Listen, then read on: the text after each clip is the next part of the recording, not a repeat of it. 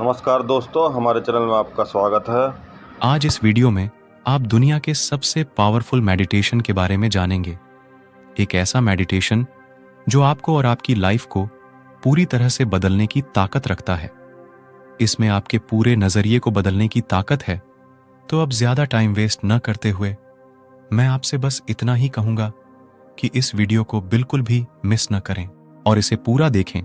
आज से लगभग 2500 साल पहले इस दुनिया में एक ऐसे साइंटिस्ट का जन्म हुआ था जिन्हें कुछ लोग भगवान का अवतार कहते हैं, तो कुछ मानवता का उद्धार करने वाला, और उस महान व्यक्ति का नाम था गौतम बुद्ध। जैसा कि हम सभी जानते हैं कि सिद्धार्थ गौतम एक राजा के बेटे थे और खुद भी एक राजा थे, इसीलिए उन्होंने अपने जीवन के शुरुआती कुछ साल महल की शानो शौकत के बीच बिताए थे। लेकिन एक दिन जब सिद्धार्थ अपने रथ पर बैठकर अपने राज्य का भ्रमण कर रहे थे, तो उन्होंने एक मरे हुए व्यक्ति को देखा जिसे 4 लोग अपने कंधों पर उठाए हुए थे और बाकी लोग पीछे पीछे चल रहे थे। सिद्धार्थ ने ऐसा पहले कभी नहीं देखा था। उस घटना को देखने के बाद सिद्धार्थ के मन पर इतना गहरा असर हुआ कि उन्होंने अपना सारा राज्यपाठ छोड़ दिया और संन्यास ले लिया और सत्य की खोज में निकल पड़े। दोस्तों, ऐसा कहा जाता है कि 6 साल की कठिन तपस्या के बाद भी जब उन्हें कुछ हासिल नहीं हुआ, तो सिद्धार्थ एक पेड़ के नीचे वहीं ध्यान लगाकर बैठ गए जो वो बचपन में लगाया करते थे, और खुद से वादा किया कि जब तक मुझे मेरे सभी सवालों के जवाब नहीं मिल जाते, मैं यहां से नहीं हिलूंगा, चाहे इसके लिए मुझे अपनी जान ही क्यों ना गंवानी पड़े। कहा जाता है कि गौतम बुद्ध 48 दिनों तक उस पेड़ के नीचे बैठे रहे और 48 दिनों के बाद वैशाख की पूर्णिमा की शाम को, यानी फुल मून इवनिंग को, उन्हें ज्ञान की प्राप्ति हुई। बुद्ध को शाक्य मुनि के नाम से भी जाना जाता है, और जिस ध्यान या मेडिटेशन के माध्यम से गौतम बुद्ध को ज्ञान की प्राप्ति हुई, उस मेडिटेशन का नाम है विपासना मेडिटेशन। विपासना मेडिटेशन एक बहुत पुरानी तकनीक है। इसका जिक्र अर्गवेद में भी किया गया है, लेकिन समय के साथ मेडिटेशन की यह टेक्निक लुप्त हो गई। लेकिन ज्ञान प्राप्ति के बाद गौतम बुद्ध ने अपने शिष्यों को यह मेडिटेशन टेक्निक सिखाई और इसे पूरे भारत में फैलाने को कहा, ताकि ज्यादा से ज्यादा लोग इस पावरफुल मेडिटेशन टेक्निक को जानकर अपने दुखों और परेशानियों से छुटकारा पा सकें। विपासना मेडिटेशन दुनिया का कितना शक्तिशाली मेडिटेशन है, इसका अंदाजा आप यह जानकर लगा सकते हैं कि जब सम्राट अशोक ने कलिंग युद्ध में लाखों लोगों को मरा हुआ देखा, तो सम्राट अशोक के पश्चाताप की कोई सीमा नहीं थी। तब एक बुद्धिस्ट ने सम्राट अशोक को विपासना मेडिटेशन करने की सलाह दी थी। दोस्तों, कहा जाता है कि इसके बाद सम्राट अशोक का जीवन हमेशा के लिए बदल गया, और जिस अशोक ने कलिंग युद्ध में लाखों लोगों को मारा था, उसी अशोक ने अपने राज्य में जानवरों को मारने तक पर बैन लगा दिया था। सम्राट अशोक विपासना मेडिटेशन से इतने प्रभावित हुए कि उन्होंने 8 बौद्ध भिक्षुओं को दुनिया के अलग अलग हिस्सों में भेजा, ताकि दुनिया भर के लोग विपासना मेडिटेशन सीख सकें। अब विपासना मेडिटेशन बाकी सभी मेडिटेशनों से इतना अलग क्यों है, और ऐसा क्या है जो इस मेडिटेशन को इतना पावरफुल बनाता है? तो देखिए, बचपन से ही हमारे मन में ढेर सारी यादें, अच्छी बुरी भावनाएं, हमारी दबी हुई इच्छाएं, आवेग जमा होते रहते हैं, और ये सारी चीजें सबकॉन्शियसली हमारे पूरे बिहेवियर, इनफैक्ट हमारी पूरी लाइफ को कंट्रोल करती हैं, और हमें इसका पता भी नहीं चलता। जैसे कि मान लीजिए हम किसी इंसान पर बहुत ज्यादा, यानी हद से ज्यादा भरोसा करते हैं, और जब ऐसा व्यक्ति हमारा भरोसा तोड़ता है, तो हमारे दुख और दर्द का कोई अंत नहीं होता। कुछ लोग तो डिप्रेशन में भी चले जाते हैं, लेकिन कहते हैं ना कि समय सारे घाव भर देता है, तो हम कुछ महीनों या कुछ सालों में ठीक हो जाते हैं। लेकिन हमारा सबकॉन्शियस माइंड, यानी हमारा अवचेतन मन, उन सारे इंसिडेंट्स को अपने अंदर स्टोर कर लेता है और अपने अंदर उस बात को मजबूती से बैठा लेता है।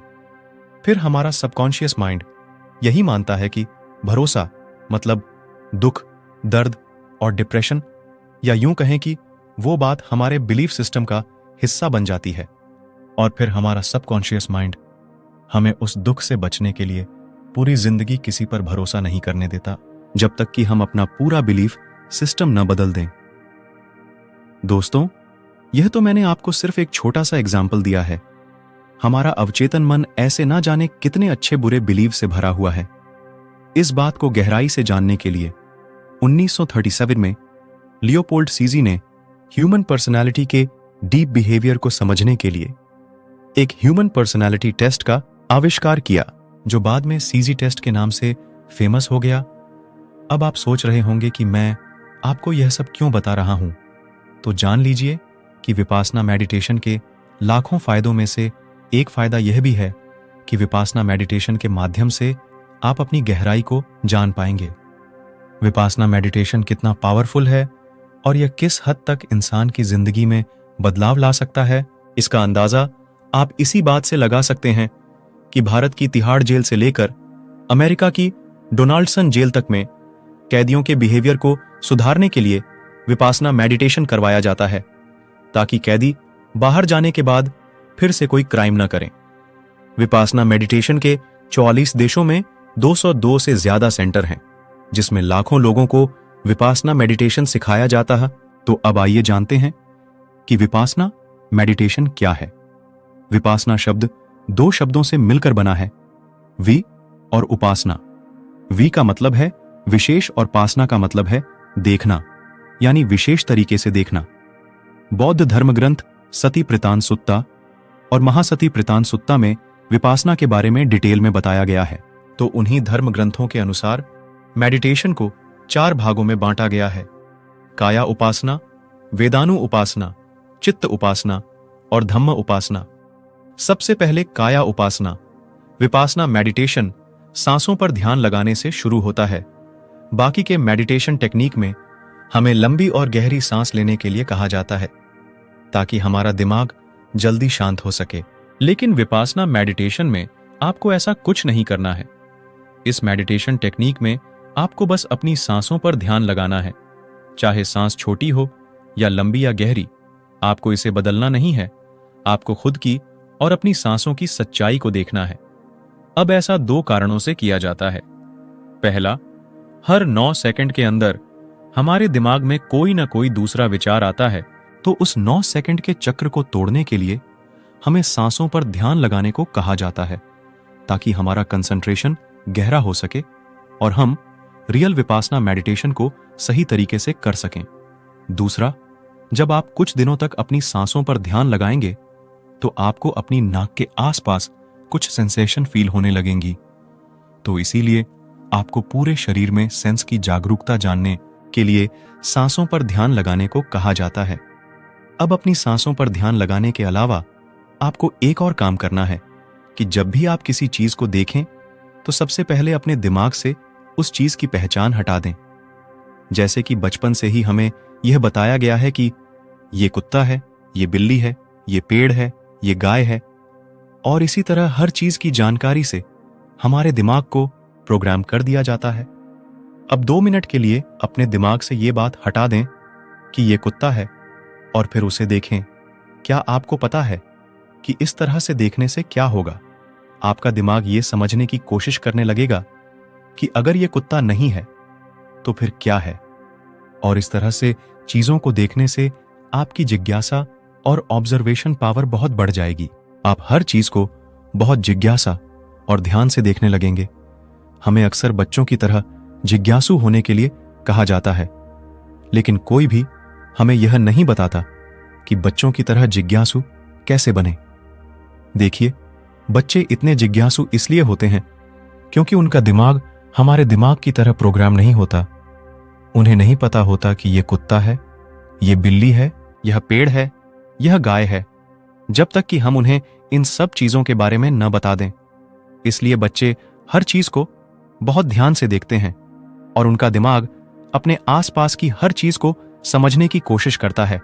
इसी तरह आपको भी सिर्फ देखने तक ही सीमित नहीं रहना चाहिए, बल्कि आपको हर चीज को अच्छे तरीके से ऑब्जर्व भी करना है। मान लीजिए अगर 2 लोग आपस में बात कर रहे हैं या आप किसी से बात कर रहे हैं, तो आपको उस बात को तुरंत अपने पुराने बिलीफ सिस्टम से जज नहीं करना है कि आप सही हैं, वो गलत है, या वो सही है।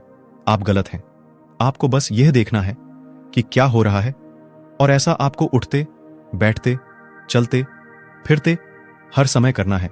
इसका मतलब है कि आपको शरीर की सेंसेशन से लेकर हर चीज का निरीक्षण करना है। और अगर आप इस तरह का नजरिया विकसित कर लेते हैं तो सबसे पहले आपकी हर चीज में जिज्ञासा बहुत बढ़ जाएगी, और दूसरा, आपका मन जीरो थॉट्स यानी थॉटलेस स्टेज की ओर बढ़ने लगेगा, क्योंकि एक समय में आप या तो किसी चीज का निरीक्षण कर सकते हैं या उसके बारे में सोच सकते हैं। आप दोनों चीजें एक साथ नहीं कर सकते। तीसरी बात जो आपके साथ घटित होगी वो ये कि आपकी ऑब्जर्वेशन पावर इतनी बढ़ जाएगी कि आप हर चीज में सच को देख पाएंगे, चाहे वो आपके इमोशन हो, दो लोगों के बीच की बातचीत हो या दुनिया की कोई भी चीज हो। आपको हर चीज में सच दिखने लगेगा, और यही विपासना का सही मतलब है। किसी भी चीज को उसके वास्तविक रूप में देखना, यानी उसे वैसा ही देखना जैसा वो है, न कि उसे अपने प्री प्रोग्राम के गए माइंड या इमोशन से देखना। दोस्तों, अब यह बिल्कुल मत सोचिए कि आप 10 दिन, 20 दिन या 1 महीने में पूरे ब्रह्मांड को समझ जाएंगे। गौतम बुद्ध के अनुसार विपासना में मास्टर होने में 7 साल लगते हैं। मैं भी पिछले कुछ दिनों से इसकी प्रैक्टिस कर रहा हूं, और मेरे अंदर जो बदलाव आए हैं वो ये हैं कि अब मैं हर चीज को बड़ी जिज्ञासा से देखता हूं। अब मैं अपने पहले से प्रोग्राम किए हुए दिमाग से बाहर आकर अपने आसपास की दुनिया को देख रहा हूं, जो बहुत खूबसूरत है।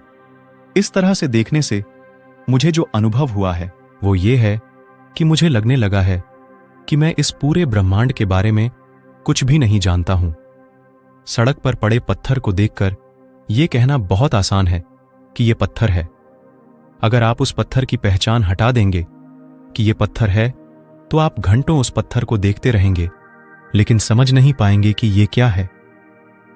मैं इस अनुभव को शब्दों में पूरी तरह से बयान नहीं कर सकता, क्योंकि शब्दों की अपनी सीमाएं होती हैं।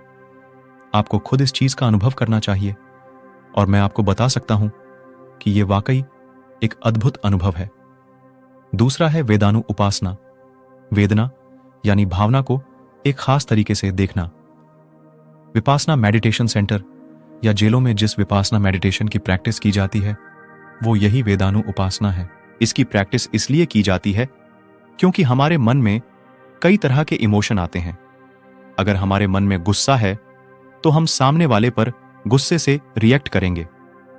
अगर हमें किसी बात को लेकर अच्छे इमोशन हैं तो हम उस इमोशन को व्यक्त करना चाहते हैं। या जब हमें दर्द और दुख के इमोशन होते हैं तो हमारा मन जल्दी से जल्दी उस इमोशन से बाहर निकलना चाहता है। इसका मतलब ये हुआ कि हमारा मन हमारे मन में आने वाले हर थॉट पर रिएक्ट करना चाहता है, और इस वजह से हम अपने इमोशन के गुलाम बन जाते हैं। तो इसीलिए विपासना मेडिटेशन सेंटर में और जेल में विपासना शिविरों के दौरान एक आदमी को रोज लगभग 11 घंटे मेडिटेशन करना पड़ता है। अब आप ही सोचिए, अगर 20 मिनट एक जगह बैठने से हमारी हालत इतनी खराब हो जाती है तो 11 घंटे मेडिटेशन करने में कितना दर्द होगा। और यही इस वेदानु उपासना मेडिटेशन की ट्रिक है कि आपको उन 11 घंटों में दर्द पर रिएक्ट नहीं करना है। आपको सिर्फ यह देखना है कि दर्द कहाँ हो रहा है। जैसे ही आप उस दर्द को कुछ देर तक देखेंगे, दर्द चला जाएगा। फिर शरीर के किसी और हिस्से में दर्द होने लगेगा। जब आप उस दर्द को भी कुछ देर तक देखेंगे तो वह दर्द भी चला जाएगा। इसी तरह आपको अपने हर इमोशन के साथ करना है, चाहे वह इमोशन गुस्से का हो, दुख का हो, दर्द का हो या अच्छा इमोशन हो। जब आप इस मेडिटेशन में मास्टर हो जाएंगे तो आपका खुद पर पूरा कंट्रोल हो जाएगा। इसीलिए जेल में वेदानु उपासना मेडिटेशन कराया जाता है ताकि कैदी खुद के प्रति और अपने इमोशन और इमोशनलेस बिहेवियर के प्रति जागरूक हो सकें। तीसरा है चित्त उपासना। चित्त का मतलब है मन और विपासना का मतलब है खास तरीके से देखना, मतलब मन को खास तरीके से देखना। मैंने इस वीडियो के स्टार्टिंग में बताया था कि विपासना मेडिटेशन के द्वारा आप अपनी गहन आत्मा को जान सकते हैं। हमारे मन में एक दिन में लगभग 72,000 विचार आते हैं और उन 72,000 विचारों में से 80 से 90% विचार बेकार होते हैं, और यह बेकार विचार हमारे दिमाग में उसी तरह काम करते हैं जैसे किसी नदी या तालाब में जब बहुत ज्यादा गंदगी या कीचड़ हो तो उस नदी के तल को देख पाना बहुत मुश्किल होता है, लेकिन एक बार वह कीचड़ या गंदगी हट जाए तो हम उस नदी की सतह को देख पाते हैं। उसी प्रकार इन बेकार विचारों की वजह से हम अपनी गहन आत्मा को नहीं जान पाते, क्योंकि हमारा मन हमेशा इन बेकार विचारों को सोचने में लगा रहता है। चित्त उपासना मेडिटेशन के अनुसार आपको केवल अपने विचारों का निरीक्षण करना है, यानी बिना रिएक्ट किए उन्हें देखना है। अब वो विचार बहुत नेगेटिव या बहुत पॉजिटिव हो सकते हैं, पर आपको उन विचारों पर रिएक्ट नहीं करना है। कुछ ही दिनों में आप समझ जाएंगे कि आपके पास किस तरह के विचार आते हैं। आप समझने लगेंगे कि कौन से विचार बेकार हैं और कौन से जरूरी हैं, और जब आपका ऑब्जर्वेशन गहरा होगा तो आप अपने मन के हैबिट पैटर्न को समझने लगेंगे। आप अपने मन के इंपल्सेस को, अपने मन की क्रेविंग को समझने लगेंगे। देखिए, आपको बस इन सारे विचारों का ऑब्जर्वेशन करना है और धीरे धीरे ये सारे विचार आपके मन से गायब होने लगेंगे और आप समझने लगेंगे कि मैं भी मेरा विचार नहीं हूं। जब आपका ऑब्जर्वेशन बहुत गहरा हो जाएगा तो आप शून्य की अवस्था पर पहुंच जाएंगे। वहां पहुंचने के बाद आपके जीवन में चमत्कार होने लगेंगे। चौथा है धम्मा उपासना, यानी धर्म और विपासना, यानी धर्म को विशेष तरीके से देखना या उसे उसके वास्तविक रूप में देखना। यह बुद्ध द्वारा दी गई शिक्षाओं का सही ढंग से पालन करने की बात कही गई है। बौद्ध धर्म के अनुसार ज्ञान प्राप्त करने के लिए बौद्धों को कई रूल्स एंड रेगुलेशंस फॉलो करने होते हैं। एग्जाम्पल के लिए, बौद्ध धर्म में ज्ञान प्राप्त करने के लिए 7 मुख्य चरण हैं: सच्चाई और प्रकृति की मननशील जांच, ऊर्जा, परमानंद की खुशी, विश्राम और मार्ग, एकाग्रता और ज्ञान। लेकिन सनातन धर्म में 8 चरण हैं: यम, नियम, आसन, प्राणायाम, प्रत्याहार, धारणा, ध्यान और समाधि। इन चरणों के अलावा कई योग हैं, जैसे भक्ति योग, कर्म योग, जिनका पालन करके व्यक्ति परम में लीन हो सकता है। इसी तरह विभिन्न धर्मों के अपने अलग अलग नियम और कानून हैं। इससे मुझे स्वामी विवेकानंद जी के जीवन की एक घटना याद आ गई। किसी ने एक बार उनसे पूछा था, Swami ji, what is religion? तो उन्होंने कहा था, रिलीजन इज द रियलाइजेशन। क्या आपको उस दिन धर्म का रियलाइजेशन हुआ जिस दिन आपको वह पसंद आया? तो दोस्तों, मुझे उम्मीद है कि आपने इस वीडियो से कुछ न कुछ सीखा होगा। आपको यह वीडियो कैसा लगा, हमें कमेंट बॉक्स में कमेंट करके जरूर बताएं।